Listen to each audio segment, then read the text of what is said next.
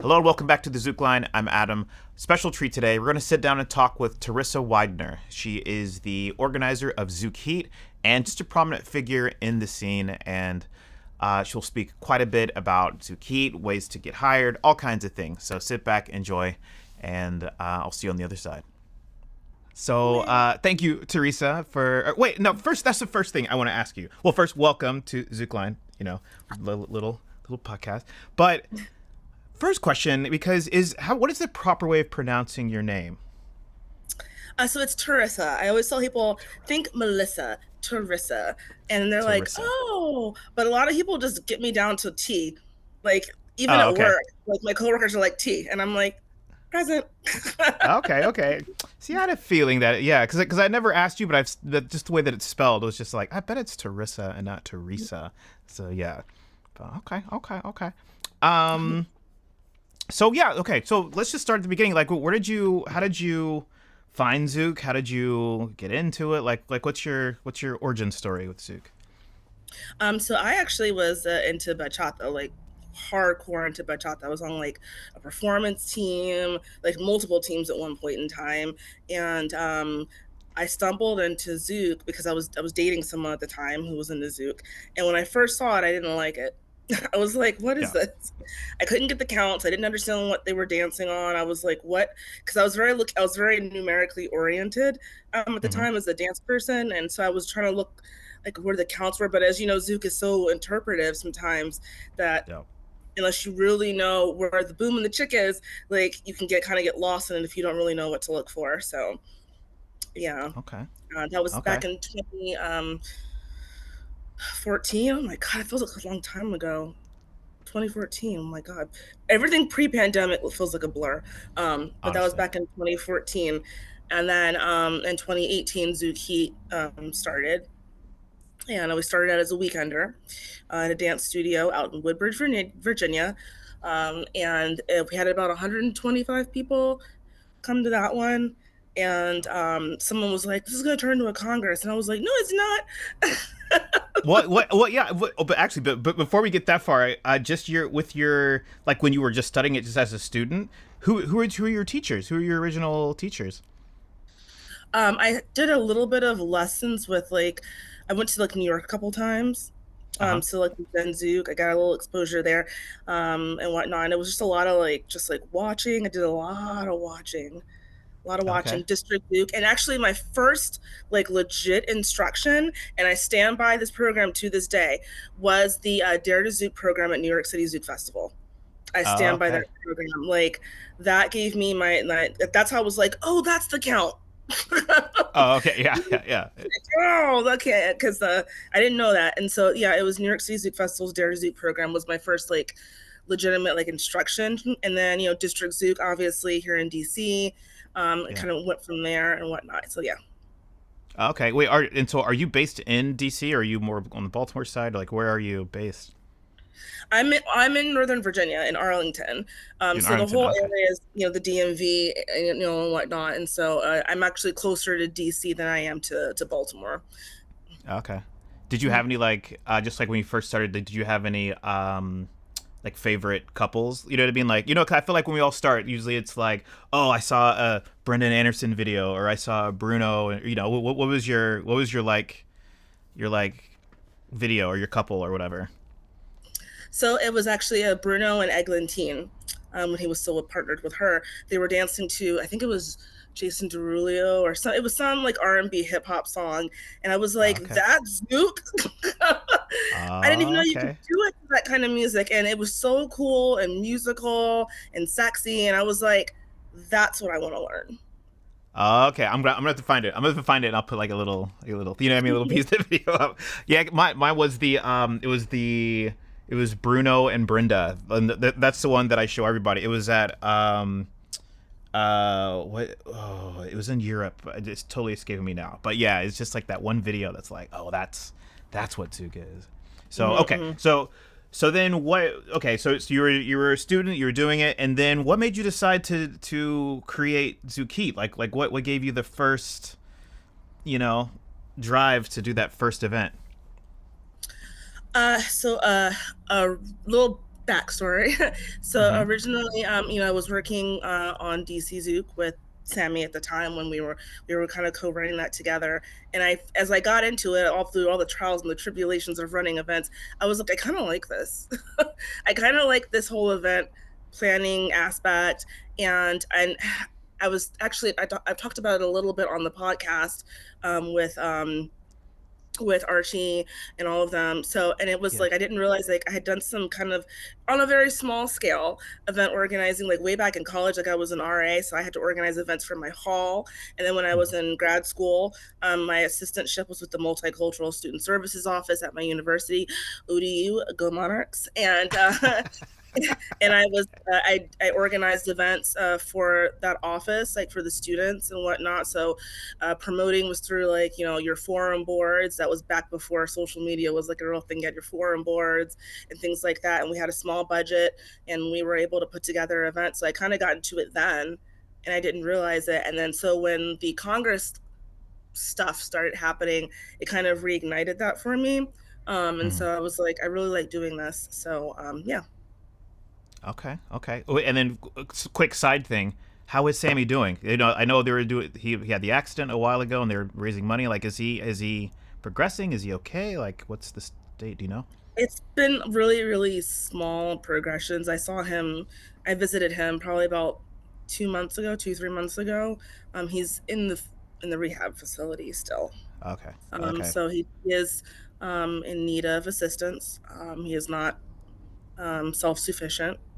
Okay. Um, Still has a ways to so yeah, go. Okay. yeah. Oh man. Okay. For those that don't, for people that are watching this don't know, yeah, yeah. Sammy, huge part of the Zouk scene, was in a car accident, and then just he's been injured and he's been recovering for a while now, for a couple years now. So yeah. So okay. So you were organizing before, and you're like, okay, I kind of like this. You do stuff with Sammy. So then, how did that turn into Zouk Heat? So Sammy and I went our separate ways, professionally and personally. And at Mm-hmm. first, I was like, I'm just gonna leave because like I felt like I had no relevance in the Zoot community. I was just Yeah. like, oh, I was the girl who was helping Sammy and dating him at the time. That's kind of like how I kind of like thought a lot of people just kind of saw it. But I genuinely liked organizing, so it was like a whole internal conversation I had, and I was like, just do it. If you don't do it, you're never going to do it because I know how I am.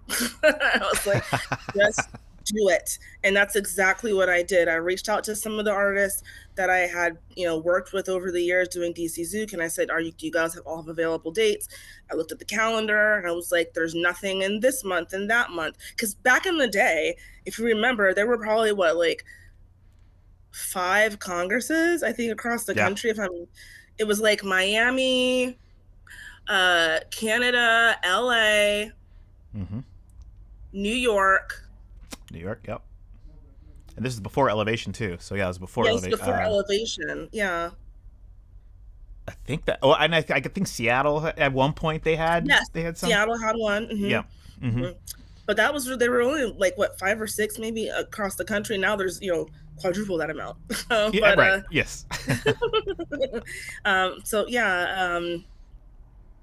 so yeah, I looked at the calendar to see where there was a month that wasn't anything happening, and I was like, okay, are you guys all available on this date? No. How about this date? Okay, yeah, that works. Boom, boom, boom. And then I didn't even have a venue. I didn't have a venue. I just had a date and I had artists, and I was like, okay, I need a concept. And so I was gonna go with Zouk Love, but obviously that would have had a lot of cultural implications that I'm now Right. aware of and I was not aware of back then. But in my mind, I'm thinking about the marketing aspect of it. So I was like, okay, it'll be like hearts and pink. Uh huh. Uh huh. You Okay. know, Hey, it's as a a rough woman, draft. Okay. yeah, as a woman running an event, oh, that's so cute. Look at the event with the Right. hearts. No, and then I was like heat, and I was like fire. Fire is pretty like gender neutral, and I feel like could be really cool, and like I could really do something with that. So that's how it started, literally. Okay. Yeah. Okay. And then so then what? You just like found a? Would you like find a studio? Did you go straight to? Oh no, you said a dance studio, right? That you just got a dance Yeah. studio for your first one. Yeah, and it's so funny how things work and whatnot. But the studio that I did it at was through a woman. Her name is Landra. Not was.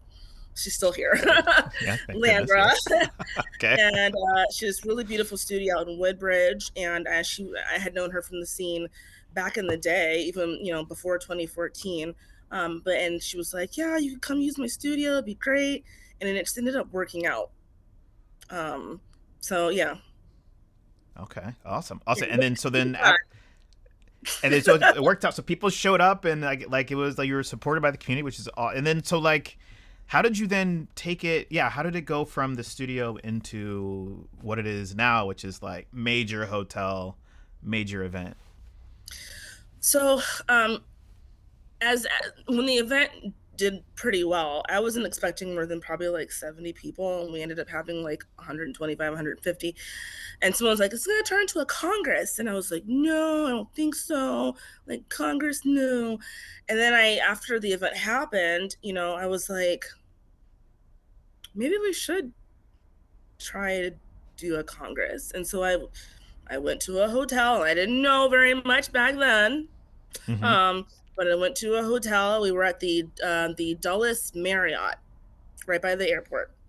Okay. And I made a lot of mistakes that year, a lot of mistakes.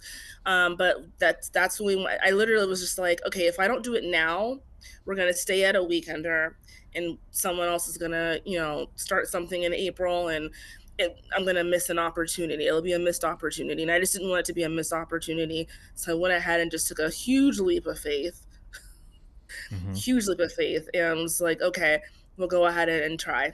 And yeah. Okay, well, I mean, I feel like you left a bit. I have to ask the question: what would you say are like, let's say two. What are two of the big mistakes that you made early on that you would never make now? Overbooking. Oh, That's the okay. first thing. Like as far as book, just you way, just booked too many artists. You're saying? Oh, okay. way too much yes. Uh huh. And also, yeah. And also not really understanding how production works. So now I have a lot more knowledge about speakers, and then I work with a different production company. But like we had these massive line array speakers, and if you're familiar with what speaker line arrays are, line arrays are what you see at like a concert, or like Mm-hmm. like big Latin congresses, or like if you go to like a mega church, and we had these big line array speakers like on the floor pretty much. And so it was like the music was blasting in the front, Uh huh. and you could barely hear it in the back. And I was just like, oh no. I didn't know any better. So Yeah. yeah. Oh man. So And yeah, then so like, overbooking, yeah. Oh, go ahead. sorry, Sorry. overbooking and not understanding production are probably two of the biggest mistakes. Okay. Okay. Okay. Okay.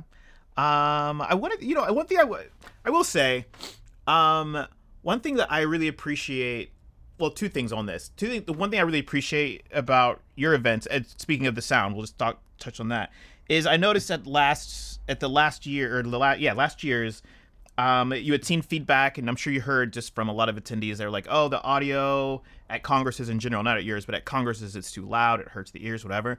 And then so you did something that I thought was really clever, and also just spoke a lot to you as an organizer, where you had it where like if you're at the front of the stage, it would be a bit louder if people that really want that sort of like vibe, and then as you go further back in the room, it was in a controlled way. It was like it was like a little bit less and a little bit more comfortable, and you could kind of find where your spot was.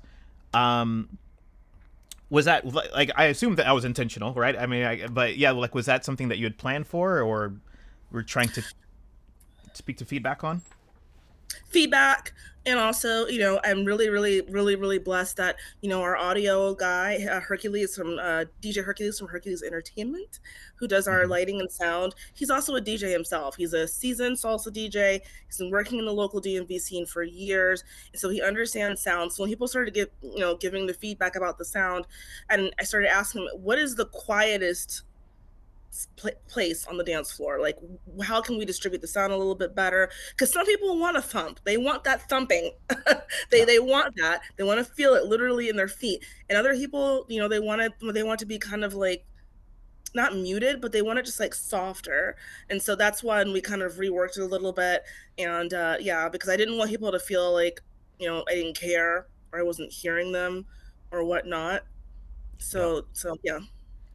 So yeah, yeah. I was surprised. But another thing I wanted to mention too is just that I feel like I think you might be one of the few organizers that I see out in at other events as what I call like a retail dancer. Like someone who's just like, you know, goes, flies there, gets the hotel, and like has the full experience. Yeah, you just don't see a lot of organizers out there doing that. Like, is that something intentional, or is that you just wanting to dance, or what are your thoughts on that? I try to support, as many people as I can within reason. Like, I'm not getting any younger. So, I can't really do whole team no sleep anymore like I used to back in the day. Um, You and me both. Yep. Yeah. uh, but I do like to go to different events. Like I just went to Eclipse. So I Hmm. don't I don't do a lot of marathons, but I think Dublin has really set the bar for marathon organizing. So I've gone to that event. I plan to go again this year, and whatnot, and just kind of going to different events, especially on in different parts of the country. Like the West Coast is different than the East Coast, so it's kind of nice to get out there and see how it is. You guys have way better weather out there. I'm so jealous and whatnot. The only Me other too. organizer who I know of that does it more than me is Mao. Mao Mambo Oh, that's from true. San Fran SBK. The man is at every event. He does go to a lot of events. That's true. Every That is event. true. Yeah, Yeah. that is very Yeah, but I true. just like to go to different events and get different experiences. You've got Chinky does amazing smaller scale event in Richmond, so that's a Hmm. different experience. And you've got Eclipse, and you have a bigger congresses, and you have like New York City Zouk Festival, which you're in the city, and I enjoy going to that also. So yeah, and I do plan to go to Miami in June, so I'm in the gym Yep. because June will be Yep. here soon. You gotta get ready. You gotta get ready.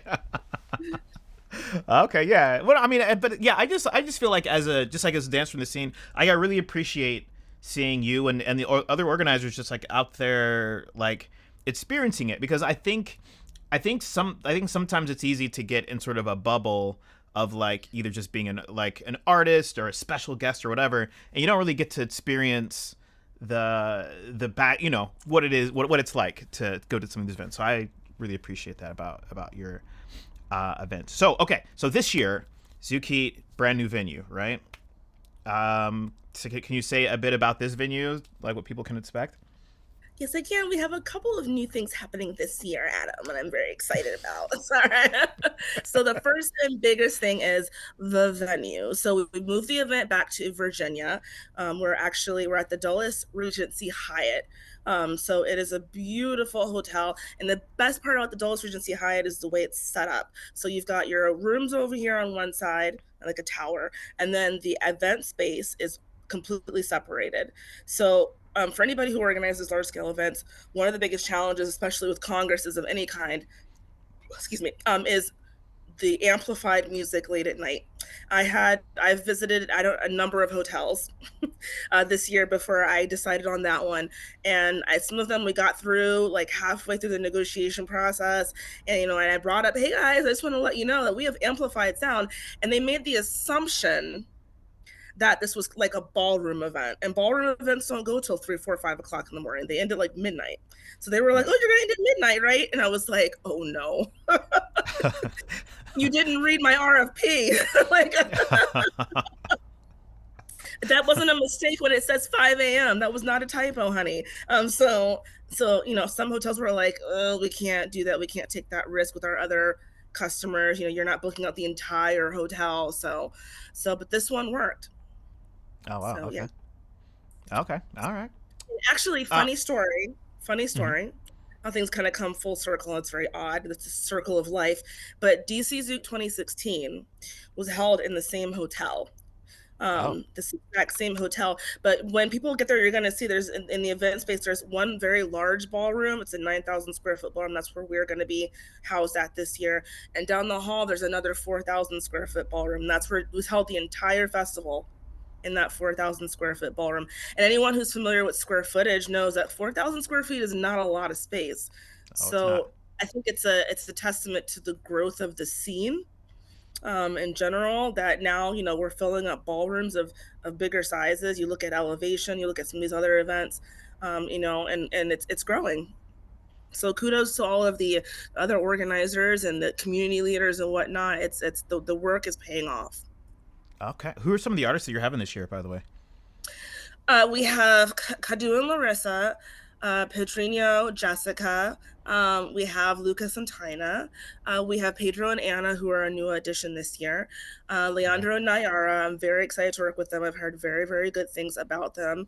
We have Hmm. Nelly coming. She's going to be offering us something a little bit different this year for the Okay. festival. And then I also have Jeremy, Gustavo and Ayane from Florida, and then Evelyn Vasconcelos, I don't speak Portuguese. I'm probably saying it Yeah. wrong. Yeah. Vasconcelos Yeah. from Brazil. Uh-huh. She's coming as well. And then District Zouk, our local powerhouse school, is leading our beginner track this year. So it's going to be good. I'm really, really excited. But yeah, so new Okay. venue, some new artists added to the lineup. What else is new? Oh, okay. So we've added we've added this segment to the event called Practica with the Pros. And so what we do is the first hour of every day party. There's a day party every day, Friday, Saturday, and Sunday.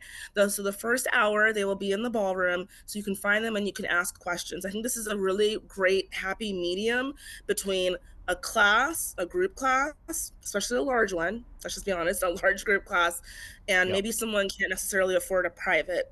But you can get a little bit of one-on-one attention from them. These are all people who are very knowledgeable in Zouk. And I also wanted to do it to give an opportunity to some of the other teachers that may have been attending the event, but not necessarily booked for the event. So kind of incentivizing that right, there, and also gets people down to the party if they have a question or if they just want to get a little bit of insight or advice on a movement or something like that. And so that's why I wanted to add that. And actually, I got that idea, and I don't know who it is. And if you're out there, DM me. But I got that idea from someone suggested it in Zouk Nerds, and I read it, and it stuck with me. And I was just like, that's actually a really good idea. So whoever that was, DM me, honey. I'll give you a pass. Okay. Oh, there you go. Oh, yeah. It's You need to screenshot where you said it at because I don't I'm remember about who to, it was. Uh, I was about to say. I'm about to say you're gonna get a lot of people that say, like, "Oh, it's yeah, me." yeah, yeah.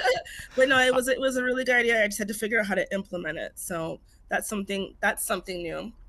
Another something new is that we've changed the Jack and Jill schedule. Okay. So this will allow us to knock out full categories in one day.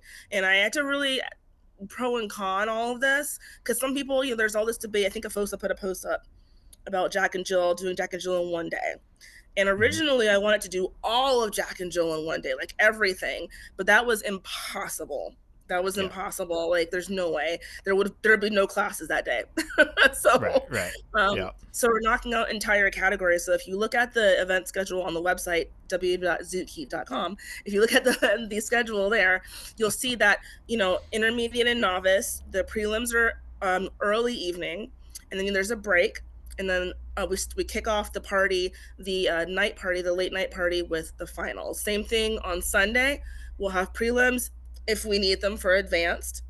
And then at night, we'll do the finals for advanced and all star. So this year, we are doing an all star instead of an invitational.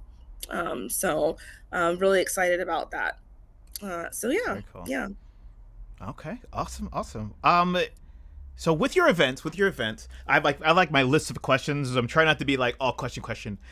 But I just a question for you because with organizing comes dealing with like tricky situations and all of actually before we get to that, that's coming up next. This question, um, yeah. So what are some of the pain points? You've talked to him a little bit with this new addition to Zouk Heat, but like what are some of like the pain points that you try to resolve with your event? That whether you see it that you've seen with your events previously or with other organizers' events, like what are some of the things that you really try to fix? You know what I mean? Like what's something you really try to like dial in? The communication piece is probably one of the most taxing parts. So Mm-hmm. if you ever write an email or a Facebook message or an Instagram message, I'm answering it. And so there are times where I feel like I don't sleep because I'm answering, and I try to answer people as quickly as possible so I don't forget them. I don't want to forget anybody. It's never my intention to forget anybody's message. So I just want to put that out there. Mhm. and to answer as quickly as possible, because I want to resolve people's questions as quickly as possible. Answering questions, but also building out the website. I really try to be meticulous about building out the website, because I always say the website's not necessarily for the attendees, it's for me, because it allows me to quickly provide information, because I know where it is. Where's the schedule? Here. Where's this? Here. Where's the shuttle? Here. Where's the parking information? Here. Where's the hotel booking link? Here. Like, I try to, so I have all that. Like, I know exactly where it is on the website. So if someone asks, I link, picture, done, boom, your question is answered. So the communication piece is the big one. Mhm. Two is just kind of mitigating um, interpersonal issues. Is something that's uh, it's it's a difficult one, Yeah. you know, and trying to differentiate between what is a interpersonal issue with someone that they're having with somebody, and what is a community safety issue, and really trying to draw out the facts while not ignoring someone's traumatic experience at the same time. And trying to make sure that the attendees understand. For instance, I'll be very candid here with you, and I want everyone to understand this, that when it comes to banning people from events, it is not the same as banning someone from a venue. And I will tell you this, and I've had this conversation with hotel management. I am not able, and they will not refuse someone from the hotel unless there is an active restraining order in place. Okay, I want to hold on. Let me get closer to. Yeah. Yeah. Well, one more They time will, for the kids. one more time. So I want to be clear about this, and if there's some legal beagles out there that can correct me, but this is what the hotel management has told me. Unless there is a restraining order in place that I can provide to them, they will not remove somebody from the hotel. Now that does not mean that I cannot ban them from the event, meaning anything within the jurisdiction of my contract, the event space, the room block, I have the power to govern that, and I have, um, appropriately. But yeah, but in terms of those kind of situations, really just fact gathering is very difficult. It can be time consuming.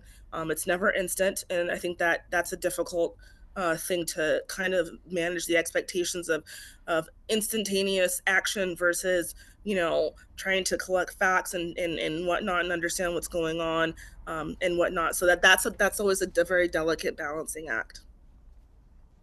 Yeah, no, yeah, yeah. And even that even touches on the role of an organizer, where it's interesting in the, like, if we were to go out to like the local bar in our various cities, it's just like no one knows who the bar owner is really. If you have an issue at the bar, they just throw you out of the bar, and that's like the end of it.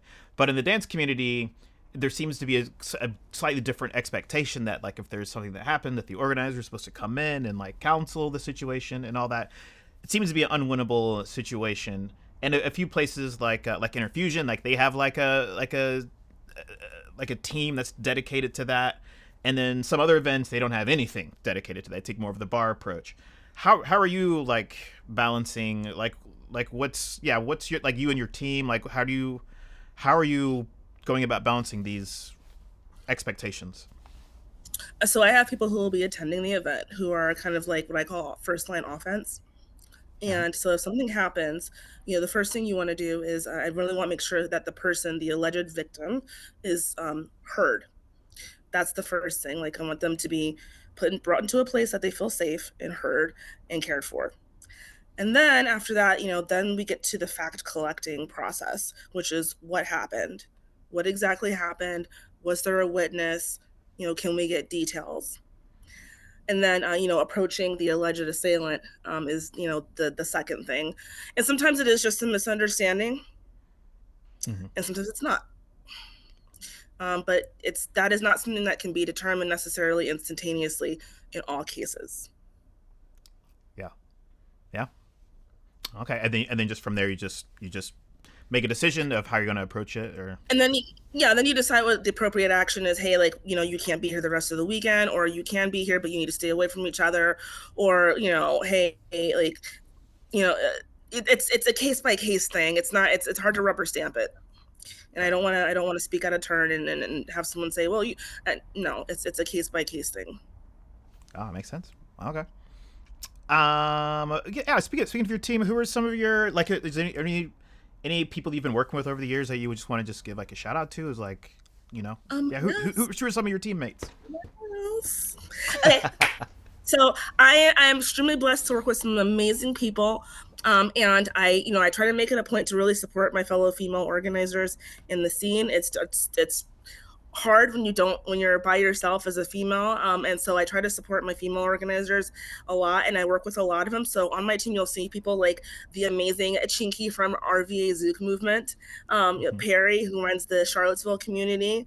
I brought on Salaji Doku from New Orleans. She was helping Josh a lot with Mazizi and whatnot, and she's awesome. And Warren is on our team this year. He's going to be helping with logistics, with setup and takedown and whatnot. So I'm very, very excited about all that. Marcella is our volunteer coordinator. She is amazing. I hope I never lose her. So she is amazing. She helps wrangle the Zouk cat, so to speak, all our volunteers and whatnot every year, and makes an amazing schedule. She's just extremely valuable.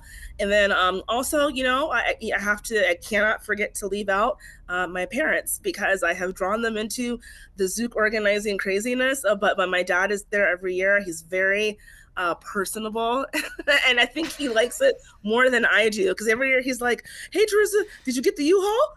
Did you do this? Did you do that?" And I'm like, "Dad, okay, like I'm gonna reserve the U-Haul. Don't worry, I got it." Like, but my dad and I, we all the apparel that you see at Zouk Heat, we make all of it.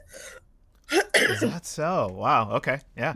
We make all of it. So we have the machines, to place the logos on items, and we make everything. So you see a lot of unique pieces, that is not by accident. And so yeah. That is. Oh wow. I had no idea. Okay. Wow. All right. That's awesome.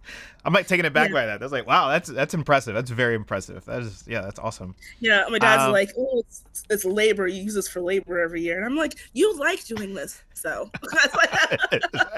This is a family affair. Okay. Yeah. um. Oh, it's okay. So what? I have here for like. I imagine you have a big event, probably one of the biggest in the U.S. at this point. I would say, if not the biggest, I don't know who's comparing. I don't know, but a large event. So, what is? I know there are a lot of artists that are probably trying to get into your event. What is the best, most appropriate way for them to reach out to you? Like, how do people submit to teach or DJ or whatever? Like, what's the proper way for that for you? So one of the aspects of event organizing that I think you kind of have to do is you have to be like a talent scout too. And Uh, for me, like when I go to events, I'm listening, like I'm listening to the DJs, like I'm literally listening, and I'm looking for things like smooth transitions. What kind of song selections are you making? Are you reading the room? Or are you playing, for yourself or for the, are you playing for the crowd? And I've never seen a crowd cheer for a DJ until I went to RVA Zouk Movement Anniversary, and the crowd, they were cheering for Nathan, DJ Spring. I've never seen a crowd. I was like, "Yo, this is lit!" Like, because he was just so good at like reading the room and everything. And he's on the lineup, by the way, for DJs, so I'm very awesome. excited for that. He brings a very, very unique sound, and whatnot. And then for teachers, I try to change the lineup up every couple years. Like, we'll see some change in 2025, Hmm. to the lineup, just kind of keeping things fresh. Not that Yep. anybody's bad or anything. It's just a refresh. That's all. Because at the end of the day, excuse me, organizers are in the business of sales. And so Yep. we need to sell the experience every year and improve the experience and change it up and whatnot. I think to keep the experience fresh, exciting, somewhat new, to keep the customers interested, the customer, if you will, interested. Yep. So yeah. So typically I've had, artists will message and friend requests and whatnot. But I kind of have in mind who I want, and there's different things at play. There's like, there's pricing, and there's style, and there's following, and there's how often are you at events around that time also. So it's a number. The equation is not straightforward, if you Oh, will. okay. Yeah. Yeah, it's not that. It's not. And then there are different things that I'm looking for between artists and then DJs. Like, so for DJs, I'm looking for, because always looking for like kind of a fresher sound, a different sound. So like this year, we have Stuffy G from Colorado. He's going to be DJing a little bit. I've been listening to a lot of his things. He has a very different sound, good, sound really good transitions and whatnot. So I think he'll offer a little bit of freshness to the DJ lineup and whatnot. So yeah, and it's always hard too, just on a Yeah. personal note. It's hard because you don't want anyone to be upset with you, Right. and you don't want anyone to feel like you don't like them or you don't think they're good enough. But it's really not, at least not with me. It's not about that. Like, it's just I need to like kind of like keep things interesting, Yeah. and I did get feedback last year. They were from some people who were like, "Well, you had the exact same lineup that you had the year before," so. And I was Yeah. like, duly noted, and that's fair. Yeah, yeah, yeah. On the dancer side, I feel like I could, uh, that in previous years, and not with Zouk Heat, obviously, but yeah, previous years, yeah, like you would go, it would be this. I feel like the same Congress, and just moving from one city to the next. You know what I mean? So I really appreciate the effort to like mix it up, have fresh sounds, new faces, and all that too. But so okay, but for now, for the artists at home, there is no like submissions at zoukheat.com. Like there's no like okay. All right, cool. So it's just you just have your eyes and No. ears open. Okay. Yeah, I just have my eyes and ears open, that's all. Okay. And I will say this, on a very another candid note. Just like artists talk to each other and, don't work with organizers talk too, honey. And they talk about artists that are difficult or artists who whatever. And, because I don't think anybody wants to have like any issues. There's already enough things to deal with organizing. So nobody wants to have a difficult artist or a flaky artist or an artist who doesn't communicate well or whatnot. So we really try to work with people that are um I try to work with people who I feel like I have a good relationship with and that Mm-hmm. I work well with, and that it's easy to work with them, that we don't have any problems and whatnot. And that's really that's actually probably the biggest cornerstone is like relationship building. Uh huh. That's really, really, really important. So that's one of the factors in the equation, if you will. Okay. And then so that's one of my questions. So the ideal artist, uh, communicates well, uh, shows up on time. You know, what I mean, just like basic employment stuff. Shows up on time. What else? What else would you say to that? Communicates well, shows up on time, reads their contract, abides by their contract. And it's fair. Like, and the thing is, like, it's all about, it's really just like being fair. That's all. Like, just Yeah. being fair. You know, it's all business. It's all like give and take and give, but not Yeah. give and take. Right. Um, Oh, that so makes yeah. sense. And as far as attendees, what's the ideal attendee? I know that's your customer, but so like how, like what makes that interaction the smoothest for you for everyone? I should say. I'm open to feedback, but I think a lot of organizers, I think some people think organizers are like defensive and they're hard to talk to and rah, and it's not really that. But I think that once you've been doing this for a couple of years, you do deal with some people who are a little bit more abrasive than others in terms of their criticisms of events. And sometimes people will talk about an event or about an organizer, but not to them. And whoever's watching this, I want you to understand, like, if you have something that you want to suggest about this festival, please message me, please write me, please tell me on the feedback form in a constructive, respectful way, and I will take it into consideration. That's how a lot of the changes happen this year, actually, in terms of like lengthening the day parties, the ones that we could lengthen, and whatnot, and keeping our classes at an hour and a half. An hour and a half has been the standard at Zouk Heat for years, which is another reason why our lineup is not as ginormous as some of the other events, because we simply can't fit as many artists on the lineup because the classes are an hour and a half. But I feel Mm. like that's a much better learning environment. The teachers are on board with it. I was a little scared that teachers wouldn't like the 90-minute classes, but a lot of them have been like, no, we like this. So yeah.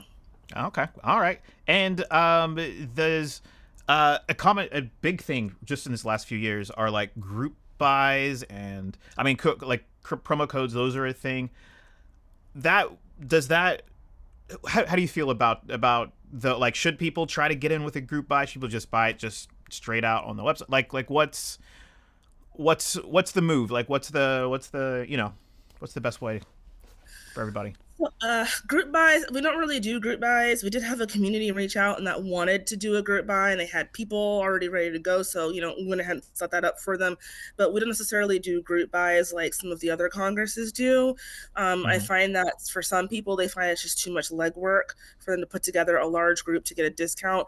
But we do buddy passes. And I felt like that was a happy medium between, excuse me, just a regular single pass and getting some sort of a discount.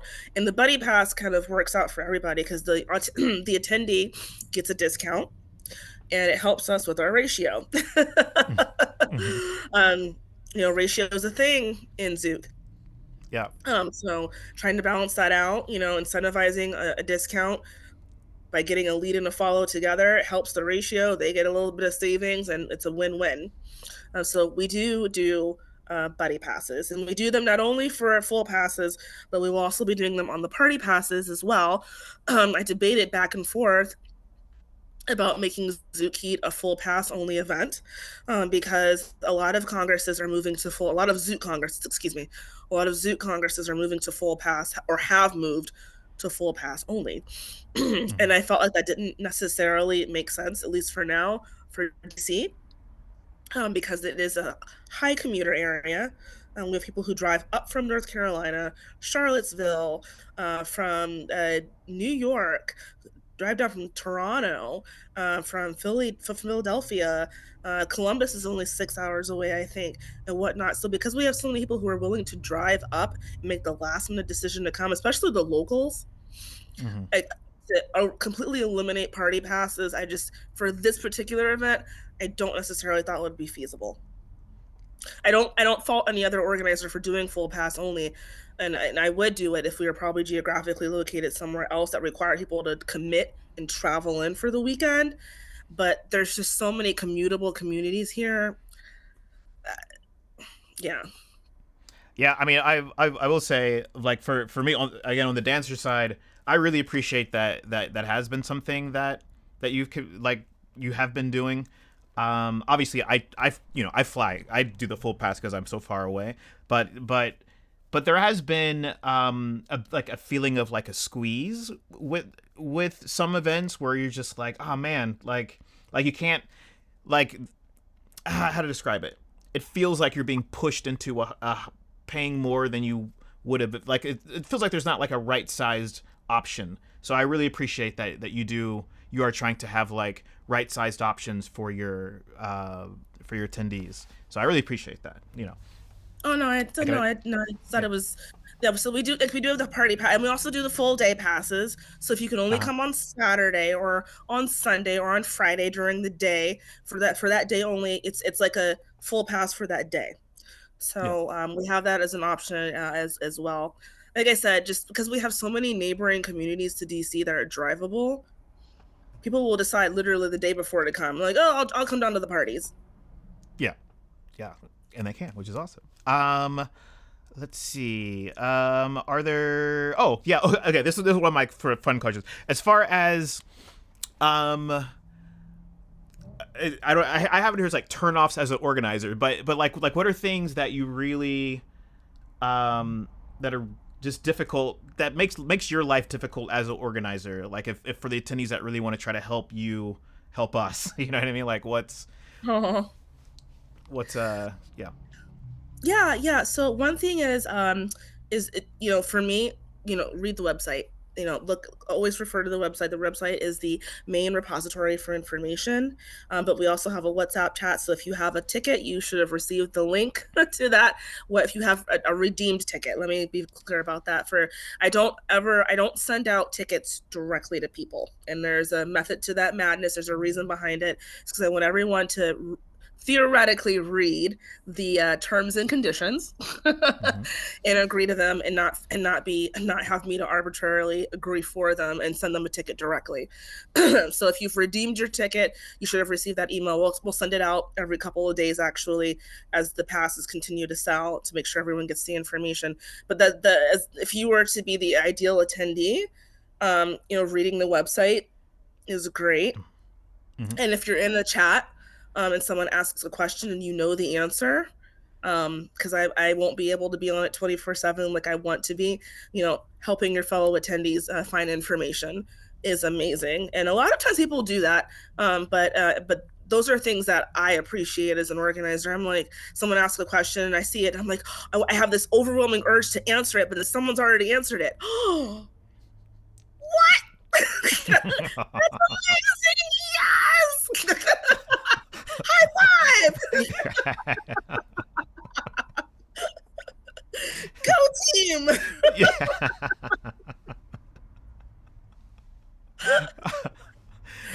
Oh, I have a question with the ticketing, because you use you have so your normal ticketing passes are through, is it Ticket Ticket Tailor? Tailor. Ticket Ticket Tailor. Tailor. Perfect. And then for the people who are doing the competitions, Jack and Jills and all that, they also need to go onto Dance Place to get that. Is that correct? Okay, cool. I just want to make sure that's clear for people too. Yep. So, is there any? Well, first, I guess the next thing, where can people find Zouk Heat? Like, what's your Instagram handle? What's the website, or how do you want people to find you?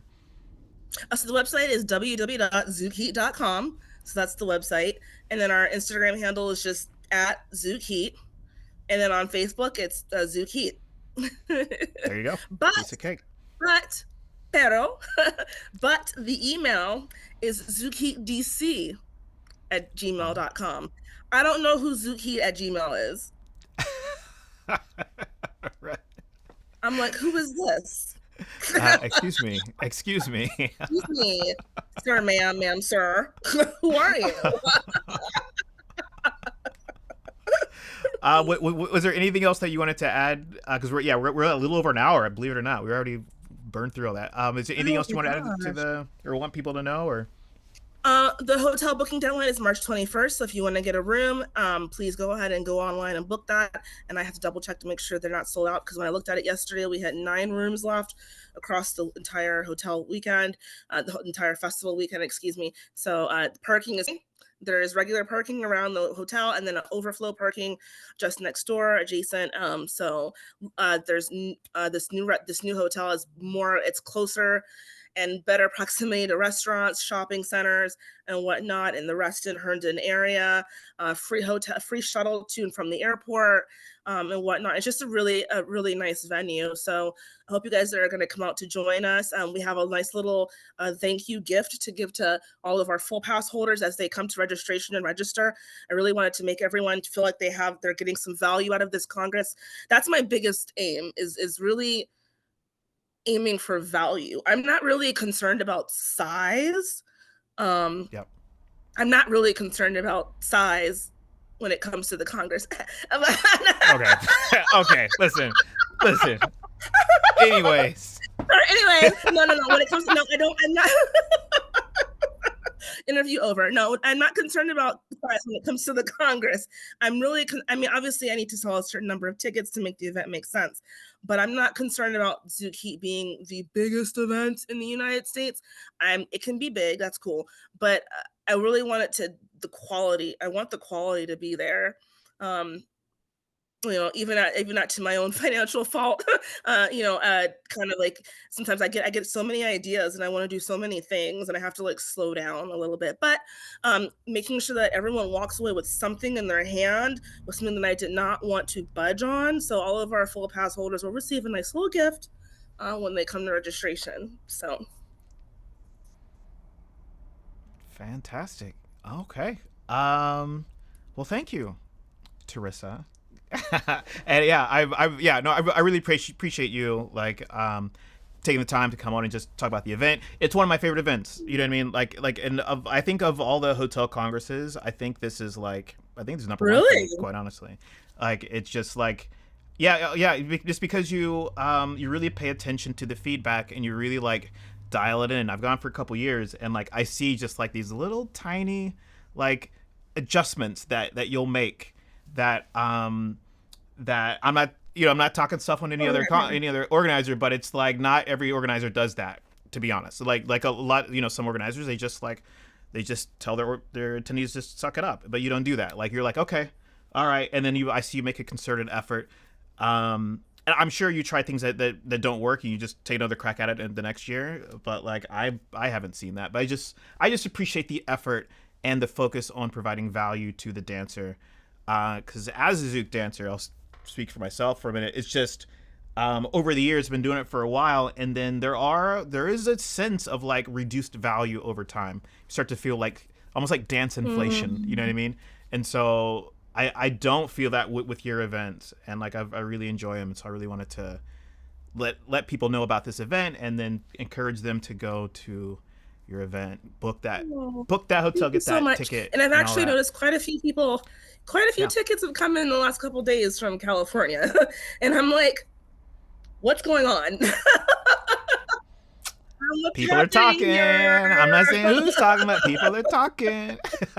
So I'm very excited. We have 3 weeks left, and time's going to fly by.